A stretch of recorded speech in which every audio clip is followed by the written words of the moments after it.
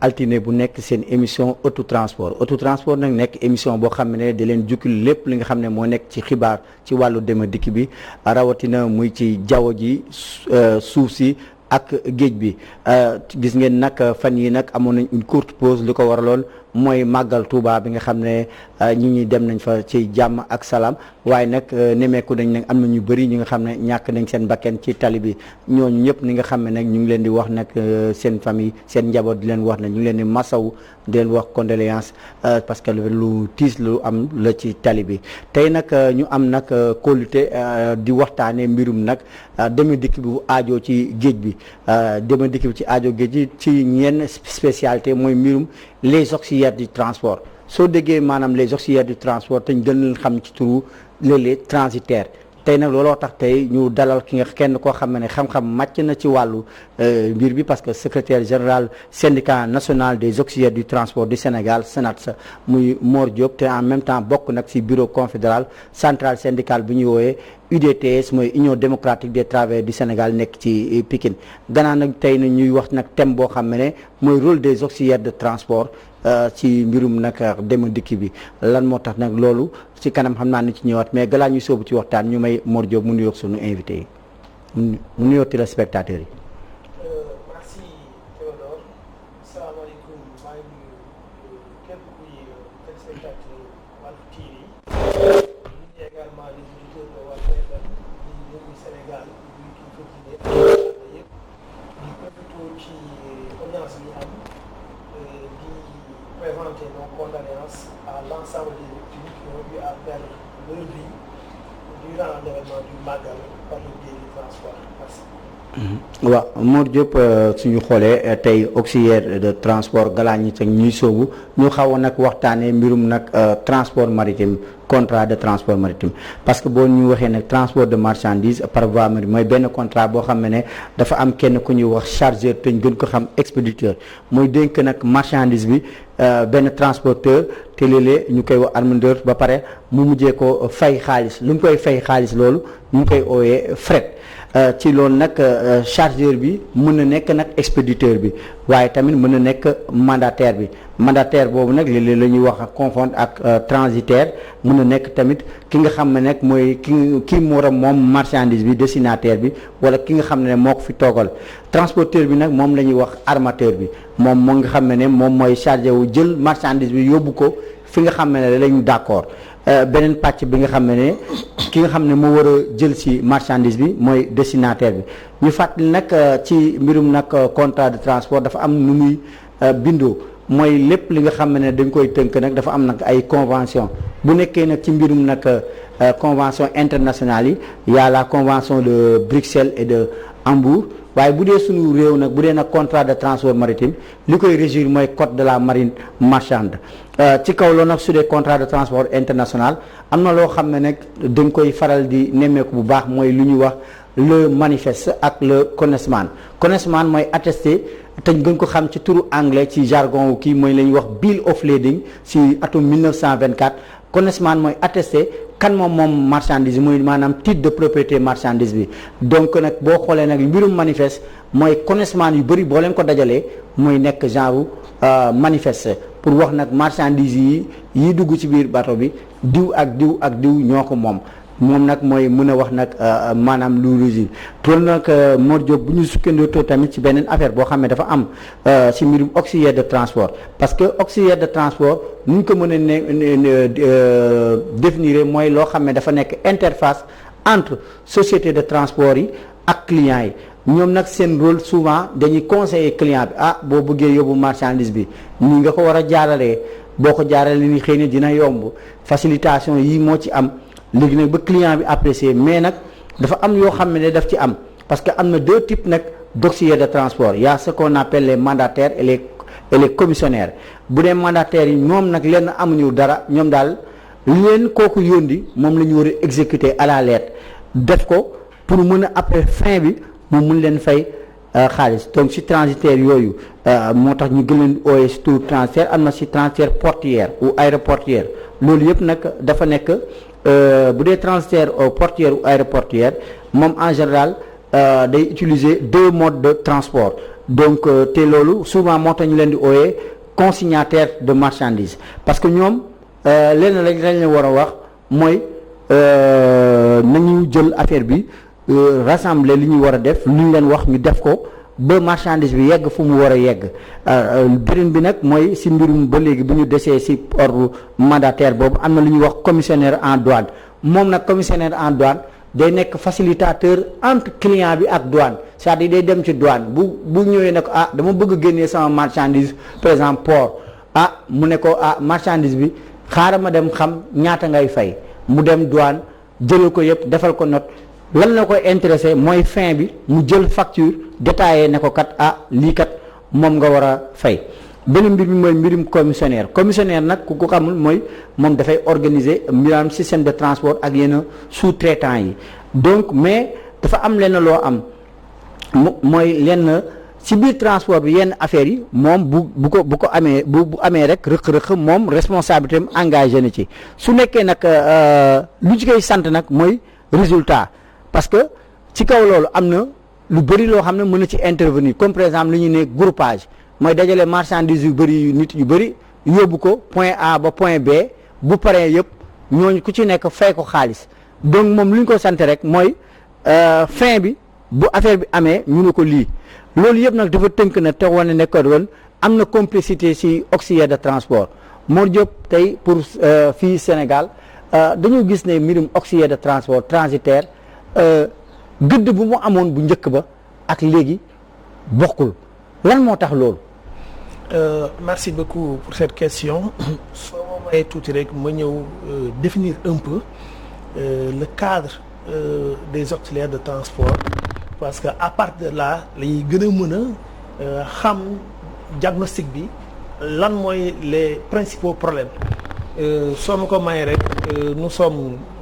régis dans un cadre juridique par rapport ak définition auxiliaire de transport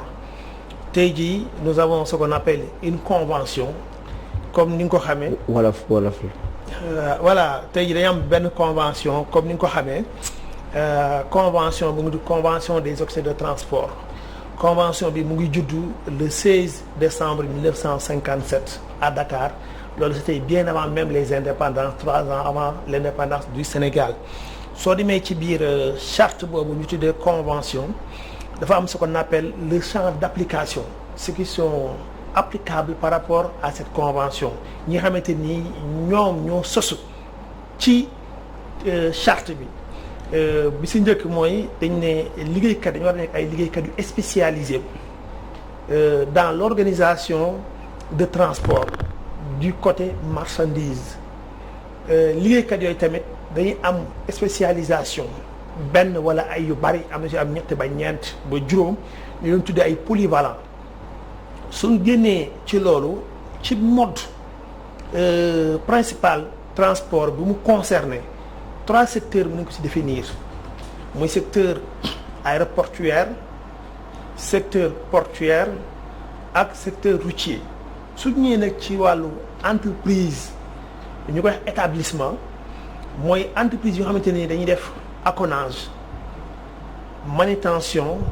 ak transit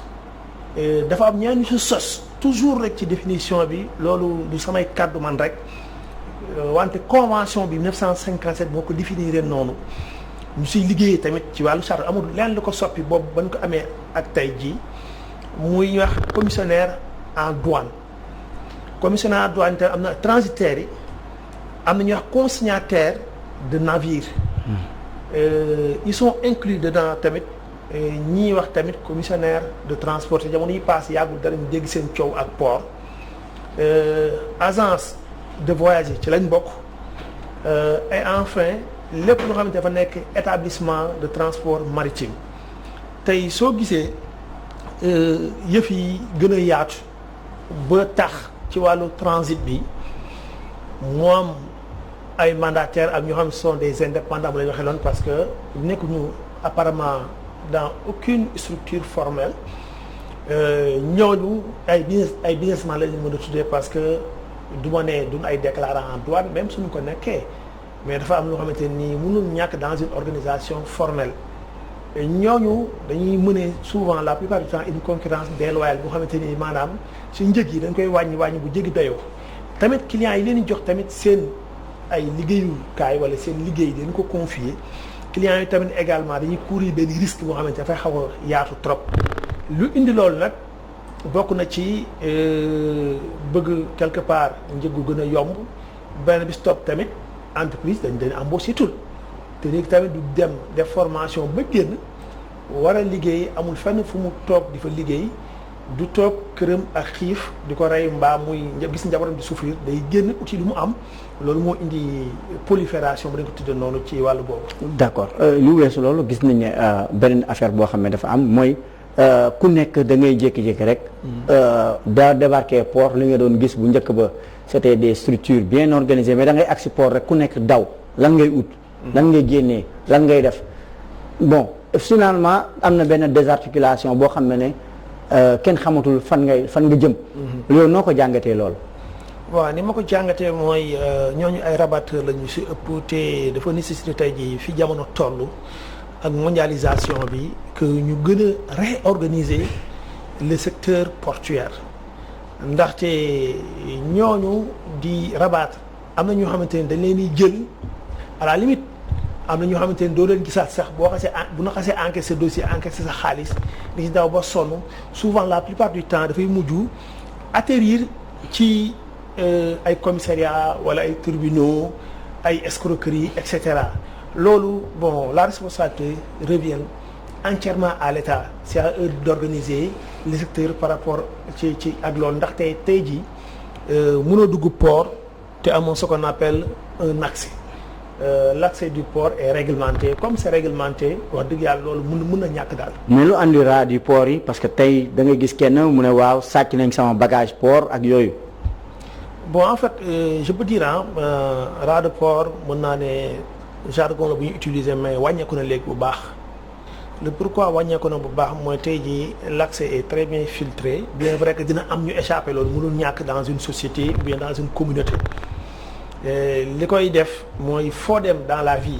ñu fekk ay nit yu baax des professionnels yu baax ba ay ñoo xam te ne dañuy dund safaan ba te mënoo tout le temps nga contrôler ñëpp mënoo fu nekk nga teg fa caméra de surveillance également souvent loolu mooy susciter yenn manquements yi que nous regrettons que nous déplorons que nous condamnons également davantage. gis nañ ne souvent nag day am problème entre chauffeurs yi ak compagnie maritime yi ñu ne sax ñoom am na ñenn ñu fi ñu doon wax ne même sax boo xëyee sax maanaam nar a tuur ndox sax ñëwaat ñu def la amende wala dara. waaw coow loolu dafa nekk coow loo xamante ne nii mu ngi commencé à peu près depuis mun naa ne le 8 octobre 2007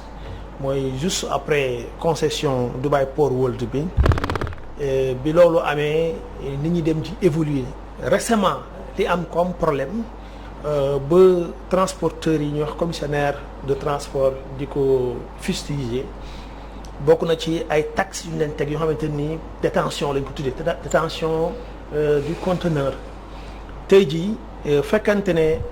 par zone la zone de Dakar dafay commencer depuis Dakar centre ba Diamniadio Dakar centre ba Diamniadio dañ la may nga immobiliser conteneur bi pendant 48 heures 2 jours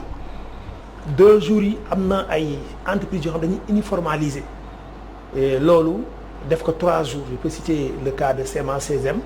Sénégal dañ ko uniformaliser parce que au lieu ñuy yem ci ñaari fan ñu def dérogation benn fan de plus pour nit ñi mën a restaurer su fekkente ne indiwoo conteneur bi fekkente ne 20 pieds la détention chaque jour da ngay fay fekkee 20 pieds 25 000 francs te 25 000 non fekkee 20 pieds da ngay fay 15 000 francs te 15 000 francs TVA ay bokk TVA bi su bokkee day nekk 17 700 francs fekkente ne conteneur de 40 pieds la da ngay fay 25 000 francs 25 000 francs yi bu tollee TVA day nekk 29 500 francs fekkente ne zone centre la maanaam hors de Dakar 200 kilomètres de Dakar wala presque 300 kilomètres de Dakar Saint-Louis ba ay nga dem ba Kaolack et cetera mooy centre depuis Dakar jusqu'au centre du pays foofu dañ lay may franchise 4 jours 4 jours yooyu ñu bay franchise boo ko indiwul dañ lay si teg ay daan yoo xam comme ni ko expliqué léegi fekkante ne nag dafa dépassé par exemple zone centre bi comme lu mel ne ay Matam ay Richard Toll et cetera 6 jours la léegi au niveau international 23 jours la léegi li gën a nag métti mooy taxes yooyu ñuy teg tuddee ko ay taxes détention par rapport ak transporteurs yi taxes yooyu dañ koy jël souvent même le personnel locaux duñ si bénéficier wu day dem directement au groupe ñoo koy bénéficier wu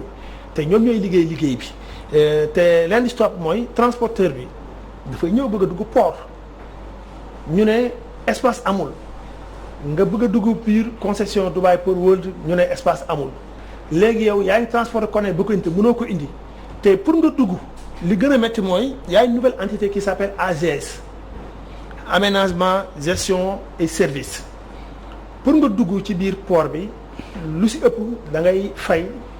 un ticket d'entrée bi ñoo ngi koy xayma ci ay 1500 yi muy ñetti téeméer ba pare nga demaat dugg ci biir port bi ñaar rang yooyu ngay rang muy métti trop ñu immobiliser sa remorque ak sa camion ngay dépenser énergie ñu koy wax gasoil wala n'importe quelle énergie booy utiliser ci biir loolu yow da ngay liggéey à perte déjà ñoo ngi lay facturer de plus avec toute cette pression te loolu doytul également yow li ngay immobiliser sa nu mu tëti remorque armateur bi waroon la ko fay te du la ko fay te li gën a métti mooy souvent day am ay sorte de contentieux yu ndaw ci diggante armateur ak transporteur. responsabilité léegi compagnie maritime yi parce que souvent les relations sont heurtées. waaw entre par exemple Dubai Port World ak ñooñu chauffeurs yi ba dem tamit mu mujjee tamit ci côté transitaire bi parce que li ñu waxante parce que tamit transport il y a ce qu'on appelle les délais. parce que tamit si logistique dañu ne logistique ensemble technique la ak et de moyens. pour acheminer une marchandise à moindre coût jusqu'à l'approvisionnement du produit. donc léegi bu fekkee ne yow déjà délai respecté woo ko en termes de coût mu gën la coûter mu di gën a cher encore est-ce que loolu aussi du préjudice. préjudice la peut-être ce qu'il faut clarifier mooy délai bi même su amee non respect les délais impartis sont minimes benn ñaara bi mooy souvent day am ay aléas ci liggéey bi. mën a nekk côté trafic mën a nekk côté disponibilité également client bi pour mu mën a décharger sa marchandise. et surtout bu nekkee marchandise boo xam ne kii une denrée périssable. C'est exact surtout marchandise bu nekk denrée périssable wala au niveau des conteneurs frigorifiques côté boobu li si nekk mooy responsabilité bi dañ ko ça doit être partagé si toutefois ñu constater que délai bi ñu joxe woon pour ñu retourner conteneur bi. vide délai boobu dañ ko dépassé baax na ñuy xool lan moo ko waral ñaareel tamit mooy su ñëwee individu bi bëgg ko wàcce ñu ne amuñu espace TCD espace amul au niveau du port kooku jëlaat le même conteneur yóbbaat ko ci garage am immobiliser ko kooku tracteur boobu ak remorque boobu war na liggéey dem defi ji leneen mais demul defi ji leneen dañ ko immobiliser te à la limite ñu si bëri suñu facturer les armateurs c'est rare wala boobu di gisaguma ko. au retour ñu mun leen a indemniser wala ñu fay leen gisaguma ko man waxuma amul mais man gisaguma ko. kon donc dans ce cas de figure la responsabilité elle est partagée mais malheureusement ñu gën a nekk au bas de l'échelle ñoom ñooy subir les conséquences muy ce qu'on appelle les commissionnaires de transport. parce que duñ bëgg a egg fenn ak armateur bi parce que dañuy ragal egg fenn ak armateur bi mu bañ leen jox tamit des marchés bu amatee ay marché bu jox ko ñeneen. parce que mën naa ne tey jii offre bi dafa supérieure à la demande tey jii transporteur dañ bëri macha allah dëgg la wante ñu naan soo bañee dara rek am na ku nekk sa moo koy pare pour nangu ko loolu indi une sorte de concurrence déloyale ci wàllu boobu. léegi ñu dem nag tamit ba léegi ci wàllu ci jafe-jafe yi ñi nga xam ne ñooy liggéey ci compagnie maritime auxiliaire de transport yooyu lan la ñuy dund tey. tey li ñuy dund bi ci njëkk mooy port bu xatul à travers l'espace mais tey jii le terminal à conteneur parce que tey jii port mën nañ ko subdiviser en 3 terminaux terminal vraquier terminal à conteneur ak terminal zone des hydrocarbures tey jii terminal à conteneur 3 portes la am sur les 3 portes benn porte la ñu ubbi déjà embouteillage bi ngay gis rond-point Bel Air ba foofu loolu da koy provoqué loolu fii ak mu ngi am ñoo ngi jànkonteel ak ay jafe-jafe faisabilité du travail mooy lan mooy liggéey bi dafa am waxtu wu ñu ko war a def gaal bi bu ñëwee ñu koy wax bateau dafa am bis bu muy egsi bu egsee dafay war a def 2 wala 3 fan loolu perte temps boobu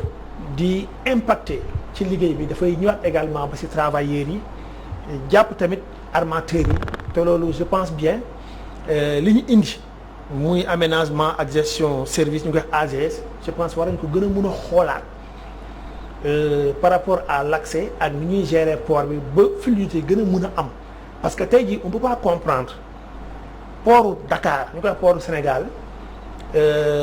nekkul sur les au niveau des ports leaders je dis bien dans la sous-région bi nous sommes 3e derrière le port d'Abidjan et le port de Lagos. Au niveau continental ñu wax Afrique nous sommes 9e et dama jàpp ne am nañu à maintes reprises opportunité pour devenir leader au niveau de la sous-région ndaxte tey jii dëkk yi ñuy lim jaar nañ ci ay instabilité ñu ko cité que ñaan nañu ko yàlla mais ce sont des faits qui sont là sont des constats mun na ko bañ a wax li fi jaar yoo xam ne Sénégal war na si profité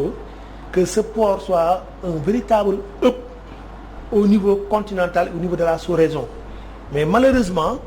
la stratégie bu war na booster le port pour mu nekk leader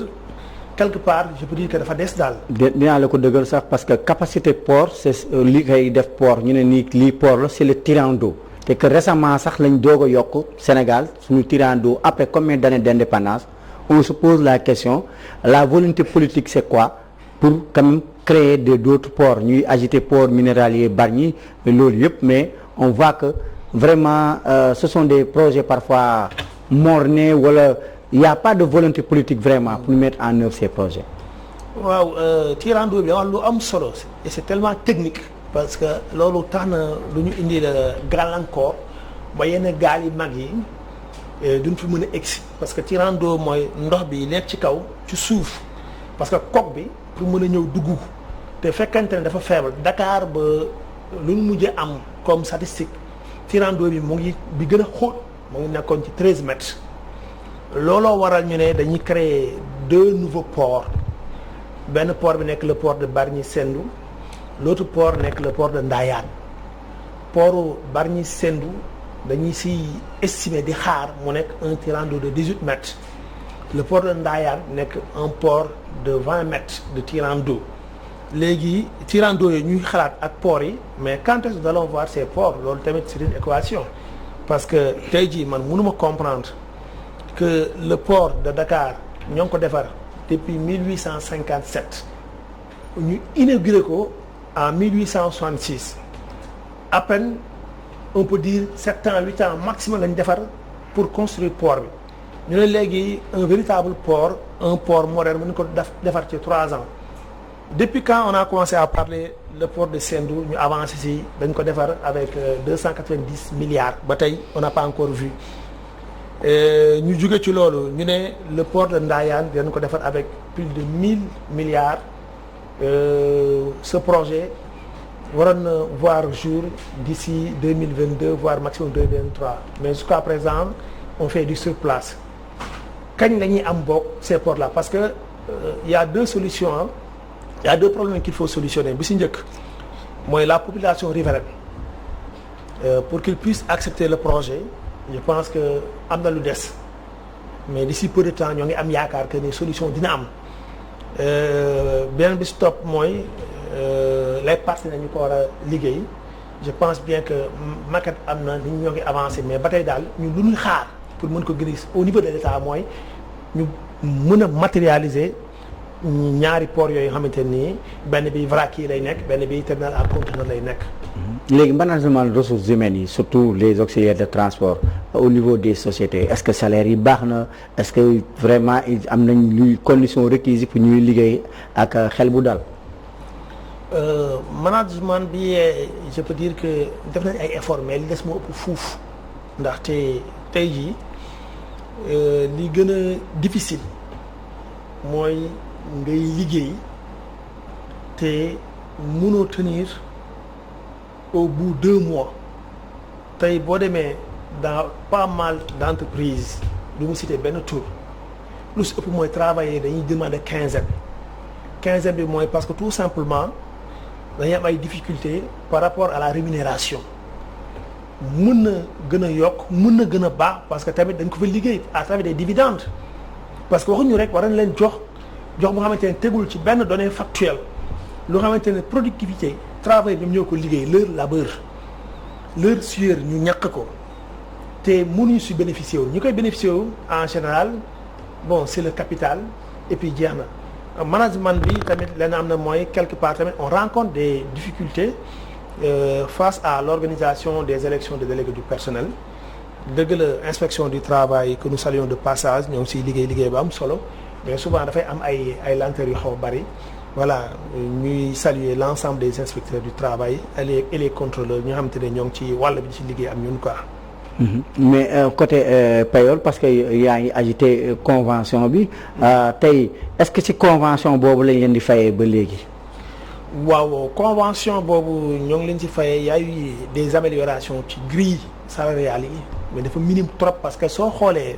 xanaa daa am ay accord d'établissement. moom ngeen def pour mën a maanaam bañ a parce que convention boo xoolee ñu ngi may wax ne parfois ay heures 800 francs xaw ma mii teg heures yooyu nekkatul méngootul ak jamono. c'est exact foofu laay ñëw sax ndaxte tey jii convention bi c'est devenu caduc et obsolète convention bi defoon depuis le 16 décembre 1957 3 ans avant notre indépendance convention boo kenn changé gu ko convention moo resté toujours en vigueur te convention bu obsolète dañu ko war a changé léegi ñun au niveau du syndicat national des auxiliaires de transport ak au niveau de l'Union démocratique des travailleurs du Sénégal du DTS dont je suis membre du bureau et secrétaire général adjoint également ñun dañu trouver ay solutions alternatives parce que syndicat tamit war nekk une force de proposition warul nekk un syndicat classique boo xamante ne syndicat voilà de contestation syndicat de protestation syndicat de la rue li ñu def mooy quand on a pu puiser sur les 7 sources du droit du travail mooy damay demee d'une manière très rapide mooy la constitution mooy la loi 97 du 1er décembre 1997 mooy portant code du travail mooy les arrêtés et les règlements mooy 3e mooy les accords au niveau international mooy la convention collective interprofessionnelle mooy également la jurisprudence ak ce qu'on appelle les usages mooy tout ce qui se fait dans une branche professionnelle d'une manière régulière usage yi liñ ci génne mooy ay accords d'établissement pour mën a contourner le fait que convention bi soit obsolète ndaxte tey jii dafa am ay nouveaux métiers yu émergé challenger amul woon trekking amul woon bu yàgg ba ay fourchette élévateur fourchette yu ndaw ñu ko tuddee chariot élévateur moo amoon tey jii ay grutier dafa am tey jii mën naa ne liggéey bi dafa gën a yaatu ñooñu nekkuñu ci mën naa ne répertoire des métiers bu auxiliaire transport par rapport à la convention li ñu ko mën a contourner rek day génn ci accord d'établissement yi accord d'établissement yi jot nañ ci am ak Dubai Port World jot nañu am ak Bolloré jot nañu am ak CMA CGM jot nañu am également ak Grimaldi nous sommes en chantier avec d'autres établissement di ko ay entreprises yoo xamante ne ñoo ngi nekk ak ñoom daal ci wàllu comme tey est-ce que kon jotul convention boobu ñu vraiment ñu tëggaat ko xoolaat ko. dafa jot def nañ ko suñu cheval de bataille liggéey si également avec des partenaires hollandais ñu leen wax Sendai International dafa am une réalité boo xamante ne nous sommes confrontés à cela mooy comme ni ko xamee convention te suivre nga tout récemment la dernière convention signée mooy la convention collective interprofessionnelle bi ñu signé le 30 décembre 2012 convention dañ ko signé d'une manière tripartite organisation employeur yu koy patron dañuy signé organisation travail yu koy syndicat dañuy signé état également à travers le ministère tutelle dañuy signé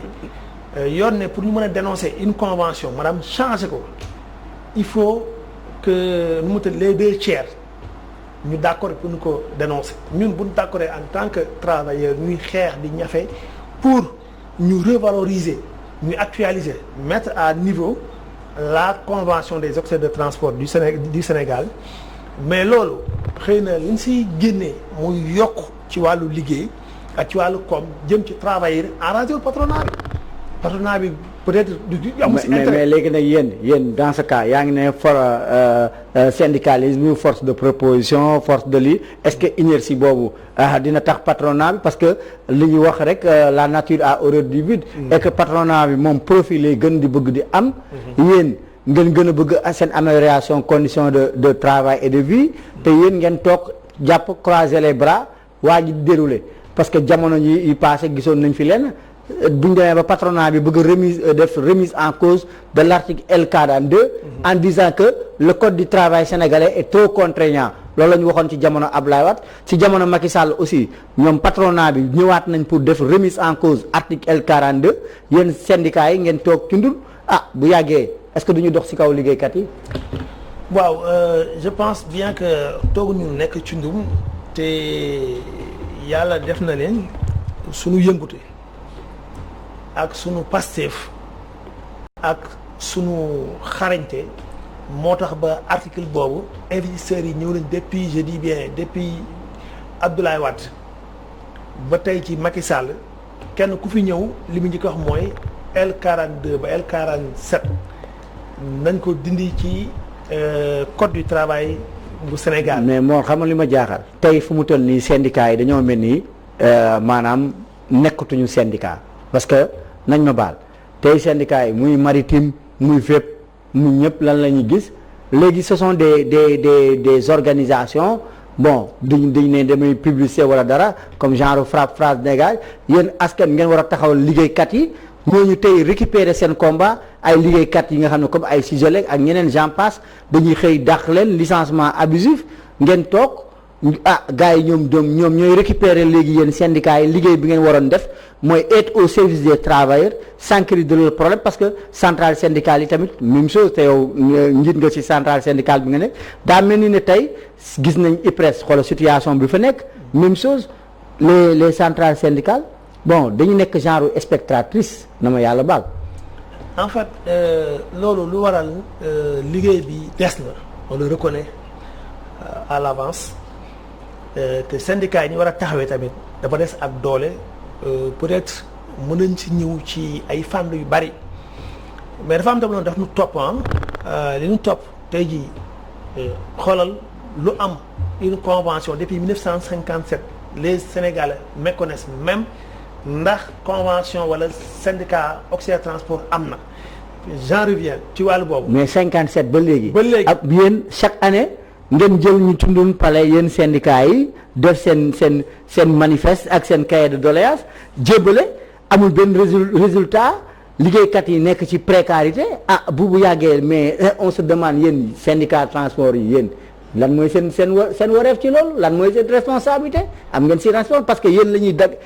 ñuy jël verser leen seen check-off ngeen di dem ay Genève dugg ci affaire yu naat dem ci ay séminaire tey lan mooy seen wareef ci loolu ñenn ñi sax di dem si ay ambassade du xuloo pour am visa pour def Genève lan moo am ci Genève xanaa affaire yi dafa am lu ci xew ci seen kii leer leen ñu. bon ñaari question la soo may naa tontu si ñaari damay njëkk ci nu mu tëddee la mission de Genève buy am chaque année au mois de juin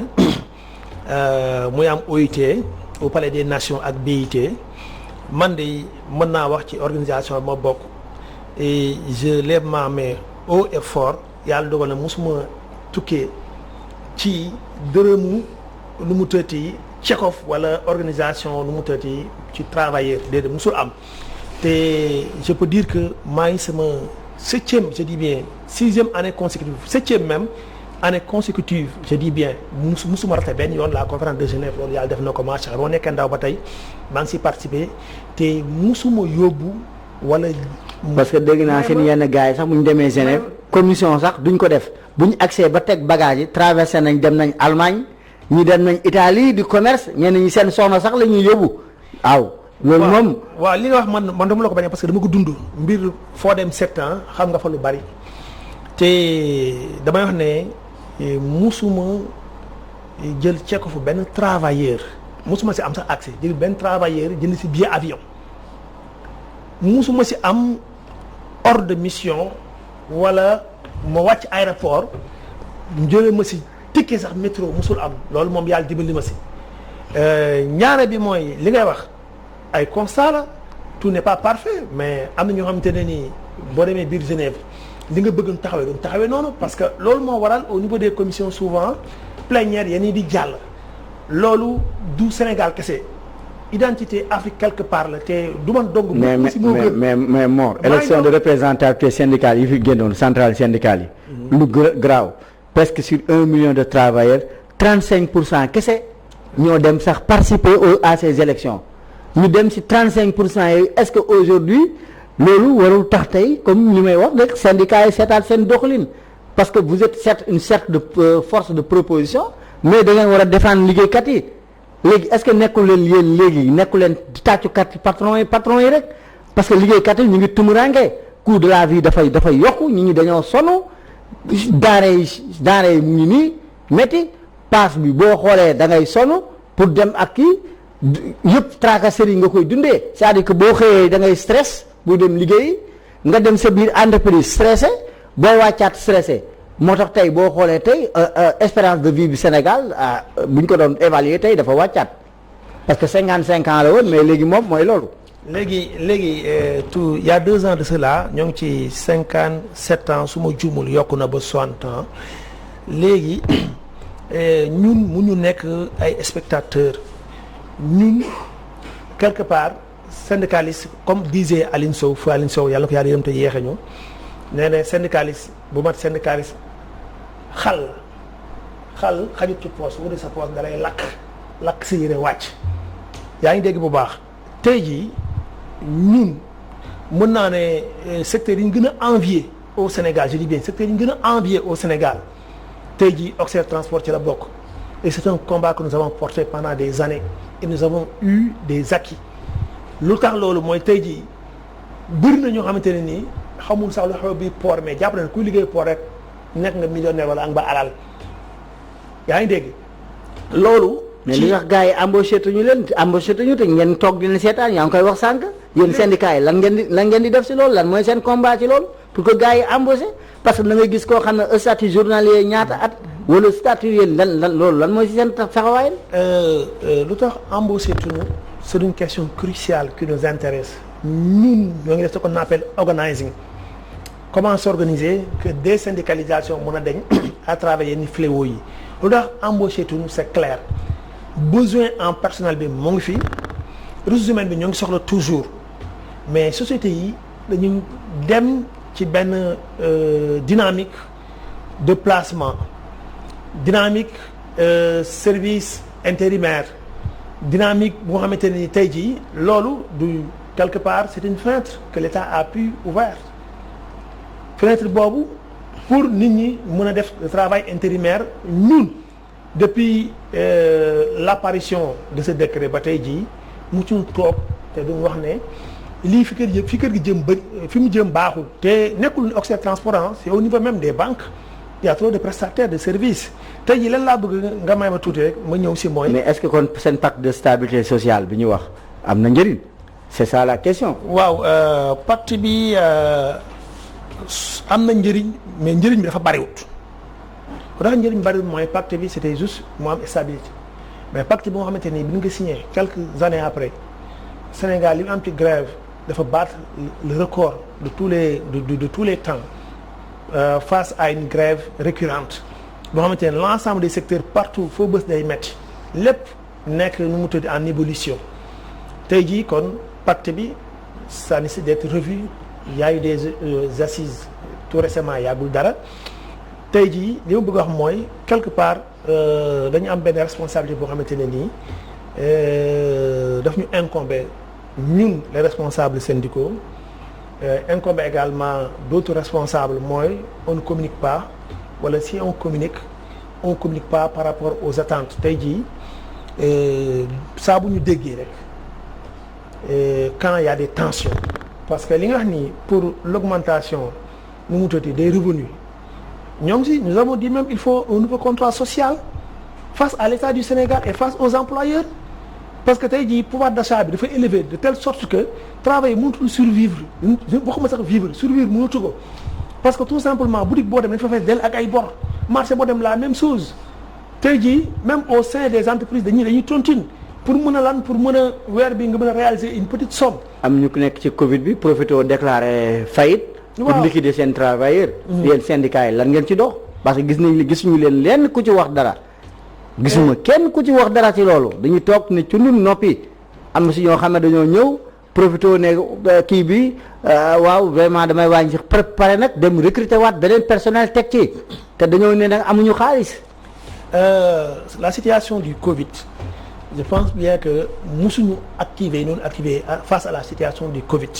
lenn rek laay wax mooy quelque part duñu def une diffusion large de nos activités parce que tamit nekkul ne ni presse bi war a ñëw ci ñun ñoo war a dem vers la presse ñu war a dem même fekkee dañu war a am ay temps d'antenne fekkente ne ñun dañu war a jënd ay pages publicitaires ñu fay ko c'est tout à fait normal ñu am un plan de communication opérationnel boo xamante nii d'ici 2 ans 3 ans 4 ans quelque part loolu manqué na ce sont des manquements mais tey jii la plupart des entreprises dont nous sommes leaders que nous dirigeons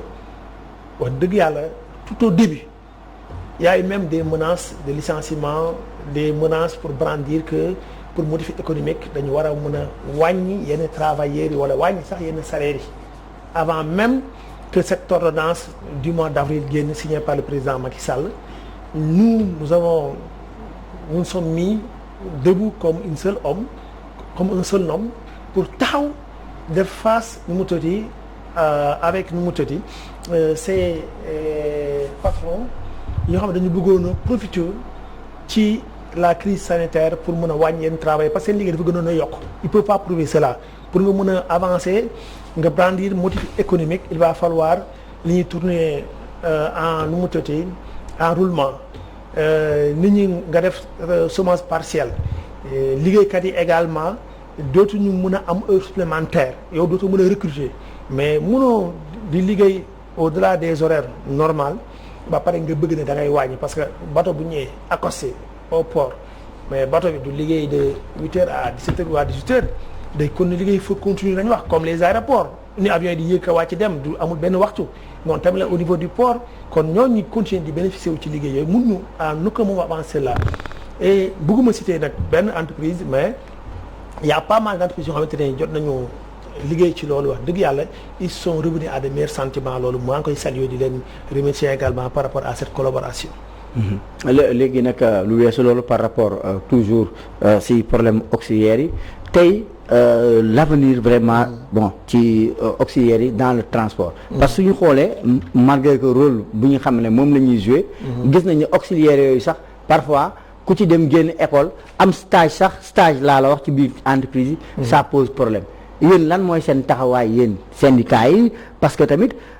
dañ ne l'homme qu'il faut à la place qu'il faut pour pouvoir bâtir une entreprise compétitive qui va aussi profiter aux travailleurs mais su fekkee ne yow ki nga xam ne dafa lay jiite déjà amul niveau pour jiite la mu ñëw di la jox ordre ara ko yow yaa ko ëpp expérience loolu yëpp aussi daf ciy jouer léegi yéen syndicats yi lan moo ci taxaw seen taxawaay ci loolu. bon suñu taxawaay bi ci njëkk mooy une politique de l'employabilité ak l'employabilité en mouvement génn nañ ci programme boo xamante ne liggéey nañ ci pendant combien d'années pendant 6 ans d'affilée je dis bien 6 ans d'affilée je prends en témoin les deux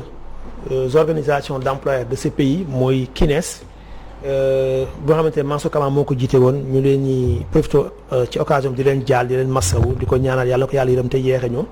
ak tamit le CNP mooy conseil national du patronat bii di añ jiite ko jot nañu am dans les entreprises ay accords jot nañu am également tamit ay contrats de stage yoo xamante nii ça a été un quota ci yenn entreprises yi ñuy jëlal nit ñi xam ne dañuy soog a génn pour le premier emploi parce que le constat était que pour nga liggéey au Sénégal soo xoolee la plupart des demandes d'emploi dañ lay demander une expérience de 3 ans 4 ans 5 ans quelqu'un qui vient de sortir fraîchement de l'université wala benn institut de formation fan lay jëlee cette expérience ñu ne kon la première chose à faire mooy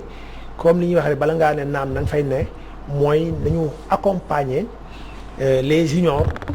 mooy ñi soog a génn pour ñu mën a am accès à l'emploi bu ñu demee mettre leur preuve à l'appui dañ mën a am chance ñu recruter leen te loolu je pense bien que on a une très bonne liste parce que liggéey boobu tamit c'était un programme bu doon liggéey tamit avec nos partenaires hollandais mooy la CNV internationale tey jii on a des rapports yoo xamante nii le nombre de travailleurs yu ñu mujj a am te ñoo ñëpp l'avantage mooy day ñëw affilié dans le syndicat kon loolu je pense bien que buñ ko defutoon xëy na kon tey nombre bi am tey mënoon na gën a wàññeeku daal. mais est-ce que les accords d'établissement mën na nekk alternative boo xam ne day régler problème auxiliaire du transport yi. mën na ko régler mais pas d'une manière globale hein, d'une manière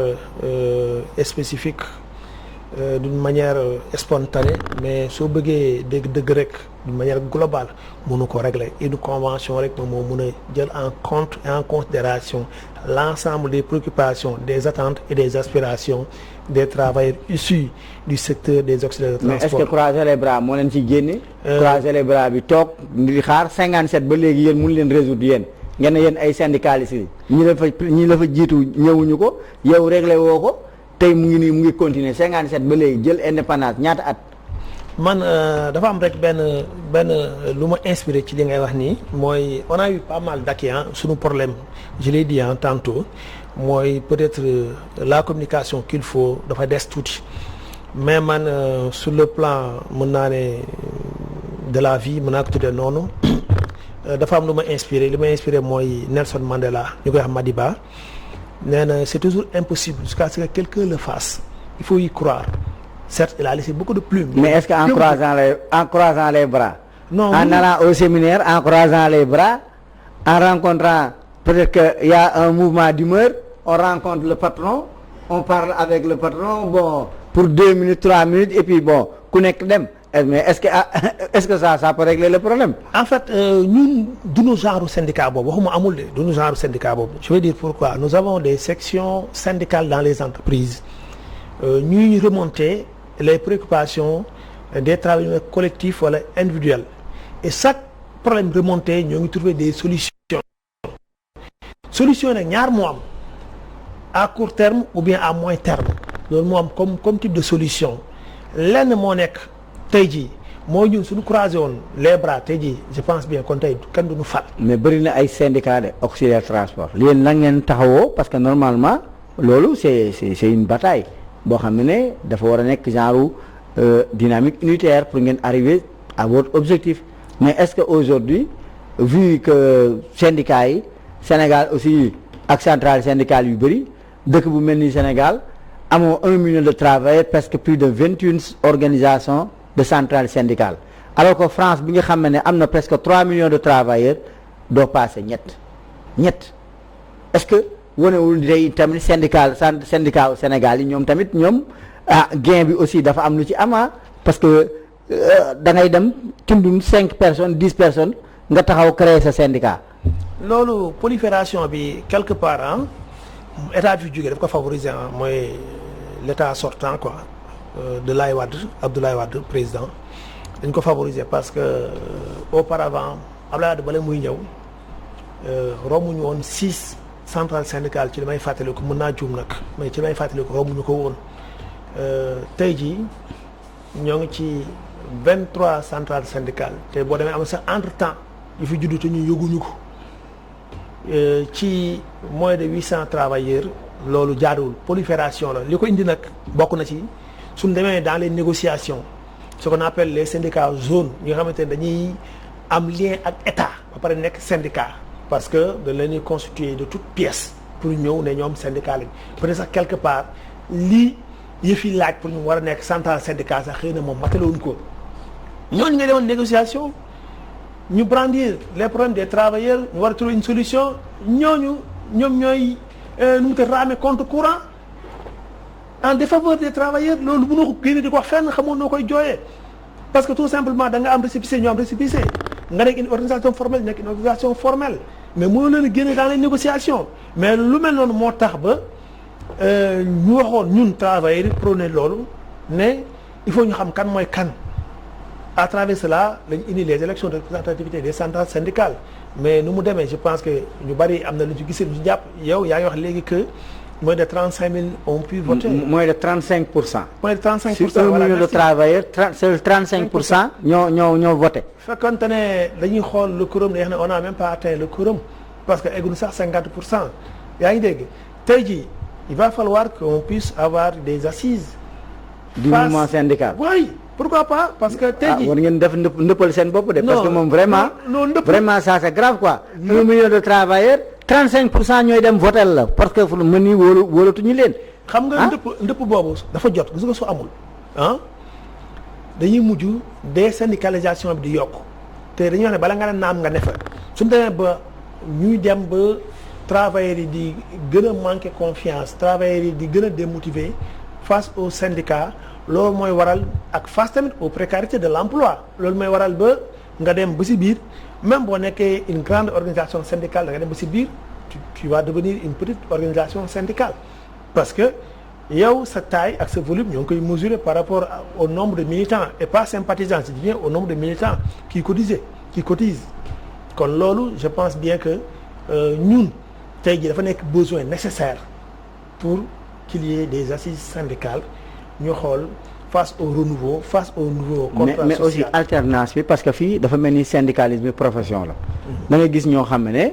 damay ne du ma nañ ma baal dafay mel ni syndicalisme syndicaliste à vie retraité nga war nga mën a bàyyi ñeneen ñu ñëw jiite nga toog accroché wu toog mais xanaa syndicalisme nag moo daa am xaalis nag surtout ci maritime xanaa daa am xaalis da nga gis ku retraité sax toog accroché wu ci poste bi bañ a bàyyi doy na waar. bon loolu dafa bokk ci fléau yi gangréné quelque part le paysage syndical sénégalais et africain particulièrement tey jii syndicat mënul nekk métier ndax ni da ngay am profession ba pare man mi doo xam ne je suis ingénieur en management de projet ENEA laa génnee ak ISM bii nekk fii tout près Point E voilà kon donc di liggéey également dans une entreprise boo xam ne bëgguma def publicité mën naa wax léegi mais bëgguma def publicité gratuitement kon donc même boo nekkee leader syndical nga nekk en âge de travail da nga dem nga liggéey te loolu mooy dëgg mooy yoon également loolu kenn mënu ko xëcc ñi nga xamante ni wax dëgg yàlla dañ dem ba retraité ku ne nekk dans les syndicats ñooñu mënu ma leen a blâmer parce que tout simplement chaque fois congrès am mii ñoo leen di fal mais ñeen fal ñeen la travail ñoo leen di fal mais fekkante ne par exemple dañu def comme li ñuy wax au niveau du Sénégal ñu ne nañu bloquer wala ñu plomber les mandats nul ne peut plus faire plus de 2 mandats loolu dans ce cas de figure da ngay xam da ngay gis loolu man mii di wax ak yow ba mu nekkee xale ba léegi am na leader yoo xamante nii ba mu nekkee xale laa leen dégg ñu nekk leader ba tey jii yàlla dogal na ba tey jii maa ngi leen xam ne nekk leader peut-être am na lu leen motiver à ce que ñu resté loolu moom wax dëgg yàlla c'est leur préoccupation bëgguma ci dugg te ma si sori benn yoon daal. mais souvent li ñuy gis bureau consensuel parce que les dañuy dugg ci benn ruxu ñeen ñi nga xam ne mooy nekk syndicat de base yi ñu gisante seen biir régler seen bureau consensuel ñëw maanaam togg bu ñu yekk la ba pare ñëw rek ne congrès élu à l'unanimité daal di ko présenter gars yi tàccu dajale seen nit ak ay mobilisation wu car loolu lañ fi tàmm li gis de. waaw loolu mu ngi am te quelque part peut-être jàppalewul bu baax démocratie parce que mën nañu wax ne ci liñ jàng ñaari type de congrès lañ xam le congrès statutaire ak un congrès consensuel congrès statutaire mooy dañuy règlement intérieur ak statut yu ñu teg ñu génne nombre de personnes cotisées ñu ne par exemple soo cotisé 25 nga am 20 personnes sa syndicat de base yu cotisé pendant une année 25 personnes yooyu am nañ droit une seule voix ainsi de suite. mais technicien mu ngi may wax ne waxtu bi jot na sa dernier cadre pour vraiment stabiliser mooy auxiliaire de transport ak liggéeykat yi Sénégal fi nga xam ne fu mu toll ni jamono ji nekk nañ ci ay jafe-jafe. waaw sama cadre bi may message bu mujj mooy di inciter l'État du Sénégal mu gën a jël en compte le port du Sénégal parce que port bi mën naa ne plus de 70% de l'économie du pays fa lay génne plus de 95% des flux de l'exportation et de l'importation foofu lay bàyyi ko tey jii le problème qu'il y a au niveau du port face à l'accès je pense bien que war nañ ci mën a xool ba ñu mën a fluidifier loolu sax également dafay impacter d'une manière négative ci wàllu économie dëkk bi parce que perte de temps bu bari boobu day jur leneen daal leneen li stop mooy di faire un appel à tous les travailleurs de la famille des auxiliaires de transport ñu initier wu ànd liggéey ñu gëm ne ñun ñoo mën a nekk le changement de demain te nit ki mënul toog rek di wax na sama destin mu koy dénk ay nit moo war a jëlal boppam destin en main jël destin en main bi mooy nañu bañ a ragal ñëw ñu syndiqué ñu ànd ensemble pour travailler pour aller de l'avant merci. mbokk téléspectateurs yu Walf TV la voix des sans voix seen émission la woon autotransport waxtu bi nag moo ñu xoj ni ñu koy defee kon altine bu nekk ñu leen gërëm di leen sant tey nag ñu ngi doon waxtaanee mbirum thème rôle des auxiliaires de transport loolu lañ doon waxtaanee moo tax tey ñu dalaloon fii kii di Mor Diop nekk secrétaire général syndicat national des auxiliaires de transport du Sénégal en même temps nekk nag deuxième secrétaire général adjoint central syndical bu ñuy woowee UDTS nekk ci Pikine donc téléspectateurs yi ñu ngi leen dox di daje altine bi di ñëw si beneen thème bu soxal ci transport dem ak dikk bi mooy remercier au passage nag ñëpp ñi nga xam ne caméraman yi en passant par Babacar Pape Modou Faye ak kii di Modou Fall ci technique bi di leen dox di daje ak toute la rédaction de Walf TV bi nga xam ne participé na quand même pour contribution émission bi ñu leen gërëm di leen sant wasalaam.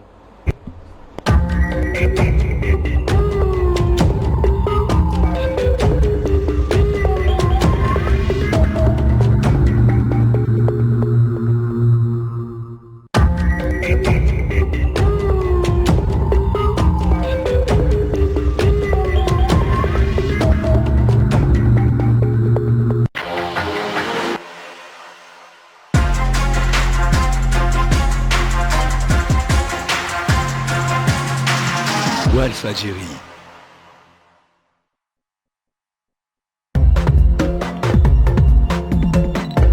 Walf TV di leen proposer seen marché nag ñu jagleel ko yéen ñi nga xam ne yéen nekk ci biir marché bi muy nga yore sa magasin di jaay sa ay tissus ay produits cosmétiques nga nekk tailleur jaaykatu dàll fàttewuñu leen yéen ñi nga xamante ni yéenay jàppale jigéen ñi ci ñu yokk seeni ay feem maanaam cuuraay ak lépp loo xam te ni jigéen dina ko soxla biir këram yéen a ngi ci biir seen marché yemul foofu ëbbil na ay buntam tamit yéen ñi nga xam ne yéen a yore seen magasin di jaay ay appareil électroménager ak si loo mënti nekk si biir marché bi suñu ay agent dinañu waaxusee fekk si leen wane seeni ay produits ba ñëpp xam leen seen marché ngook fas yéene defanteeg yéen lu baax ndax nag suñu service commercial mu ngi nii ibbil leen tamit seeni ay porte lépp lu ngeen si soxla rek man ngeen a jokkoo ak ñoom suñu ay numéro muy noonu ngeen di gis kon boog gaañi gaaw leen ndax lii xéewal la fii rek lay amee ci Walf TV leerug jamono baatub ñi amul baat.